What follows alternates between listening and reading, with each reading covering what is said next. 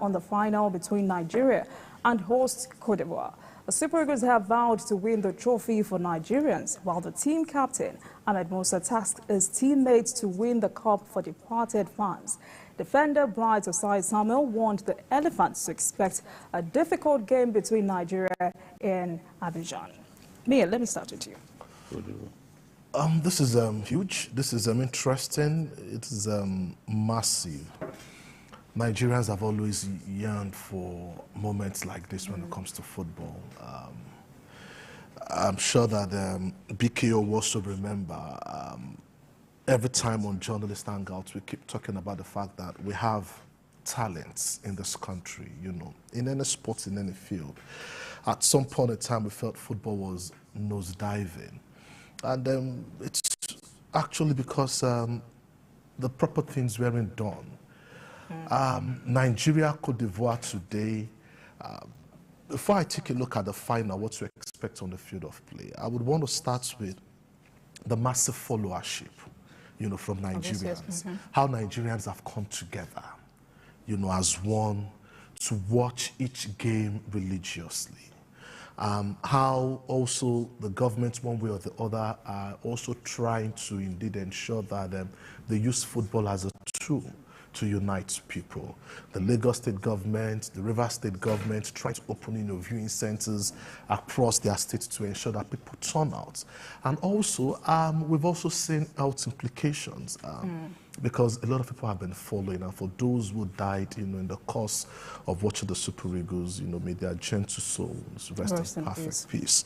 But this is one great moment. The last time we were in the final of the Nations Cup was in South Africa, you know, in 2013. Ahmed Musa, Kenneth Tomerubu were there. I'm only worried about the fact that the avenue may be more hostile, you know, for the fans who would come out to support the players. I know that there are a lot of Nigerians, you know, who have traveled down to Cote d'Ivoire. There are a lot of Nigerians in Cote d'Ivoire and a lot of Nigerians who have traveled from neighboring countries. And this is a team with beats in the group stage. They've shown weakness. The Cote d'Ivoire team will always concede goals. They have a lousy defense, let me put it that way. But the good thing also going for the Elephants is the fact that they have players as experienced as the Super Eagles. They have players who are exposed, who have seen it all. And that's why you can't take it away from them. Despite all the challenges they've gone through in the course of the competition, they've sacked their manager. They continue the assistant manager of the team. Egypt, Algeria, Morocco, all other favorites, you know, ahead of the Elephants of Cote d'Ivoire, exited the tournament. And hey, this is Cote d'Ivoire today. We shouldn't treat them with kid gloves. It's a final. Winner takes it all. $7 million US, you know, from CAF, as far as the winner of this tournament is concerned. Both countries are guaranteed $4 million US, a 40% increase rise from the last edition. Impressive. But the players know what is at stake. They've come this far. And I hope that with some of the weaknesses they've seen in the Ivorian team, the Eagles really concede goals. They've conceded just 2 goals, one from open play, the other from penalty. And then a defense like that is what can win your tournament. And I'm sure the likes of Osimhen would want to go one step ahead right now to indeed give Nigeria the trophy. Mikhail, the D-Day is here. What are your goal predictions? Who will score these goals? I may not know who will score at this stage, but let the boy just enter the opponent's Whether it's a goalkeeper who scores, let the boy just enter. We Nigerians need pure joy tonight for obvious reasons. Things are not moving on in our country as they should. People are going through so much pains. Whatever will give them joy is what I pray to see, and I'm confident that the Super Eagles will get the job done today. They don't have to play pretty to win. The defense has been the bedrock of our team. Sir Alex Ferguson once said that attack wins you games, but defense wins you tournaments. So these guys are primed for the battle. Cote d'Ivoire has improved, no doubt about it. We should forget about the fact that we beat them in the last time we met. And even in that match, they missed some chances. So they've improved and they will have the whole country behind them. But if our players can get an early goal, that will quieten the crowd, that will silence the crowd. And I think they also have other African countries behind them. It doesn't matter. If it's the host country, naturally, you can't compete against them for support.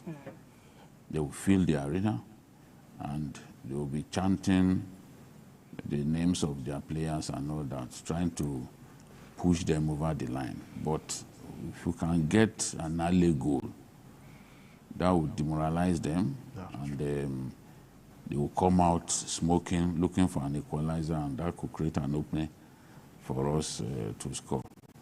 I think that it is the destiny of the Super Eagles to win this cup, and that's why you see, despite the frailties of that team, despite the team not playing well in every game, I think the only game that can say that we played really well was against Cameroon.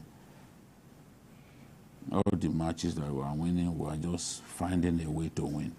If we could find a way to win the trophy, so be it. I'll be happy. I don't need them to play like the old Brazilians. Just bring the trophy home. That's what we deserve as a country. That's my wish. And the last time we played in the final of the Nations Cup in Cote d'Ivoire in 1984, we were beaten 3-1 by Cameroon. After going ahead, you know, after scoring first. I pray this does not happen. But we have better players. Honestly, players with greater experience than even the Ivorians. So I expect, yes, a difficult game, a tight game, but I expect our team to win. Yeah, and what do you think the lineup for tonight should be? Or do you think we should maintain the lineup against South Africa? Well, that's left to the coach, most importantly. But then if we have to look at what we've seen so far, the tactical formation that has worked for Jose Peseiro has been the 3-4-3. That's one great tactics that the coach has brought into the team in this tournament. The Eagles over the years would always prefer to play 4-4-2 formation. But from Jose Peseiro, you know, why Jose Peseiro will also need, you know, today's match more than any other person in the world is the fact that this will also be his first international trophy. And I'm sure that if he's looking for any other job, because there are already unconfirmed reports that clubs in Egypt and all other places are already eyeing him, the first thing first is to work on his tactics. There's a winning tactics for him. It's an open secret, no doubt. The 3-4-3 formation has suited, you know, the Super Eagles at the ongoing AFCON tournament. Will he want to stick to that? Yes. I believe that in the last game, you know, the struggle they beat until he also reverted back to the 3-4-3 formation. I'm not expecting much changes. The same goalkeeper, Nwambali, based in South Africa. Interestingly, most people would go to his father's house, you know, to watch the games. You know, that's the beauty of football. It's not about color, it's not about tribe, you know. And also, you know, you take a look at the defense line. Trust Ekong has been a massive leader. Absolutely. Talking to the players, pushing them on, also leading by example. One of the best spot kick takers in the team. You know, it's not always easy to play penalties, you know, when you have a field atmosphere, and then when you also know that the result of that penalty will change the tide of the game. Give it to the players. It's easier said than done. But just like BKO said, you don't need to play beautiful today. In fact, I wouldn't be surprised if I see a form of boring game, because sometimes the players could be nervous because the trophy is there for them to take. Winner takes it all. but most importantly, get the job done. Bring back So who deserves the golden boot? the golden boots or the golden gloves also, if you want to. There have been speculation about who deserves, the golden gloves, and the highest goal scorer already is out of the tournament from Equatorial Guinea, plays in the lower division in Spain, 5 goals, plays as a right back, in his club, but at the national team level, plays up front for his country. The talking moment, from fans has been who should be the best goalkeeper of the tournament. But you can't rule away the fact that the number of goals you concede also comes into play. And Owan Bali and Williams of South Africa will be going head-to-head for this. The perfect moment to indeed make a decision is after the tournament, because trying to predict this could be counterproductive. You don't know what the final would look like. You don't know the kind of saves and calls Owan Bali will make. But one thing is this: Owan Bali has made a difference. You see, the last time we had a goalkeeper who had the say on who wins a tournament or who wins a match was the days of Vincent Enyama. And over the years, Nigeria never lacked quality goalkeepers. In the last 8-10 years, it was surprising when Enyama left the national team, when we felt, we had goalkeeper crisis, and everybody was wondering, why? So if Pesero had probably stayed back in Africa, stayed back in Nigeria, all these things, wouldn't be a problem. So the Nigerian Football Federation, the football administrators, shouldn't overlook the fact that because the Eagles are in the final, that they can go to bed to sleep. No. Owan Bali was in the league some couple of months back, about 24 months ago, before he moved to South Africa. So the talents are here in this country. But by and large, let's wait till after the final whistle. Owan Bali of Nigeria and then Williams of South Africa, the 2 leading candidates. But then, Owan Bali has been awesome for me. No Fantastic. Before we move on, BK, who has impressed you the most, talking about the Super Eagles? Let me see. I think that when you look, the 2 central defenders, Shemilori and Trustekong, they remind me of the central defensive pairing of Manchester United, Vidic and Ferdinand. While Vidic was very raw and hard tackling, it was Ferdinand who did the clean-up job.